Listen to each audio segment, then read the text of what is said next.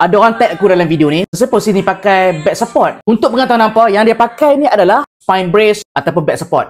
Tujuan dia adalah untuk support tulang lah, ataupun otot belakang yang cedera. Otot belakang kita ni banyak muscle tebal-tebal. Mungkin sis ni ada cedera pada tulang belakang, spinal fracture lah bahasa doktor. Nampak tak? Contoh, tulang belakang yang ni cantik je, tiba-tiba yang ni spinal fracture ni banyak jenis. Kadang-kadang X-ray tak nampak. Kena juga CT scan. Sebab CT scan ni lebih detail. X-ray ketak nampak halui. Kalau ketak macam ni, halui je garisan. Memang tak nampak lah X-ray. CT scan lebih better. Dia tengok balik komen, isi ni dia ke? Semua terus saja suplemen. Apa ni? Kapsul tulang angsa lah. Apa benda tu? Bila tengok video terbaru, yes, dia ada masalah spinal fracture. Dia buat MRI sebab, tapi ni MRI ke?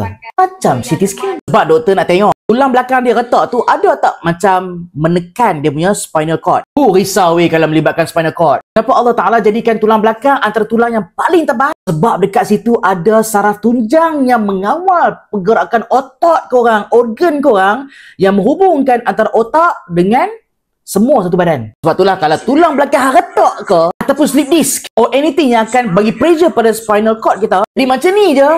Mula rasa lemah sebelah kaki, separuh badan ataupun dua-dua belah kaki rasa lemah. Tapi sis ni Alhamdulillah MRI dia spine okey. Tapi accident kereta ataupun motor vehicle accident, kalau high impact sampai dia cederakan spinal cord dia macam putus terus. Serius, lumpuh sampai bila-bila.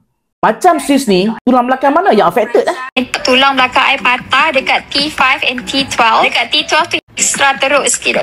Tulang belakang bahagian torasik T5 sini dengan T12. Tapi Alhamdulillah lah setakat tulang belakang je yang terkesan. Kalau spinal cord terkesan, itu risau. Saraf dia memang terganggu. Pergerakan otot, kelemahan otot, kadang-kadang kencing tak lawas, berak tak lawas. Itu risau kalau melibatkan spinal cord injury ni.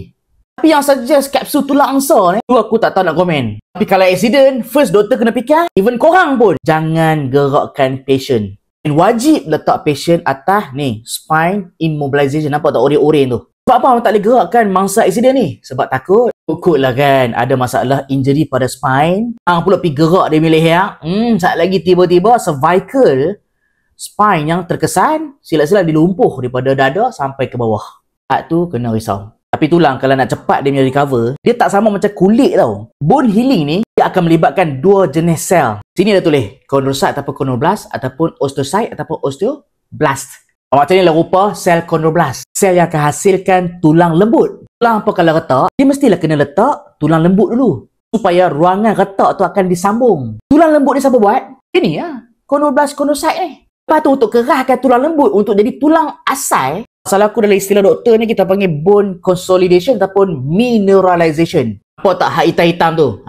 Osteoblast kita panggil. Sel ini akan hasilkan tulang yang kerah, gantikan tulang yang lembut. So untuk tulang ni buat kerja, dia perlukan apa? Of course lah kalsium, vitamin D3, vitamin K2. Lepas tu anything dapat naikkan growth hormone. Lepas tu hormon insulin-like growth factor, hormon parathyroid. So semua diperlukan untuk ni bone healing. Aku tak boleh komen on kapsul tulang angsa sebab aku tak tahu suplemen tu. Semoga awak cepat sembuh dan encik suami kuat untuk hadapi ujian yang Allah Ta'ala tadikan untuk korang dua. Amin ya Rabbal Alamin.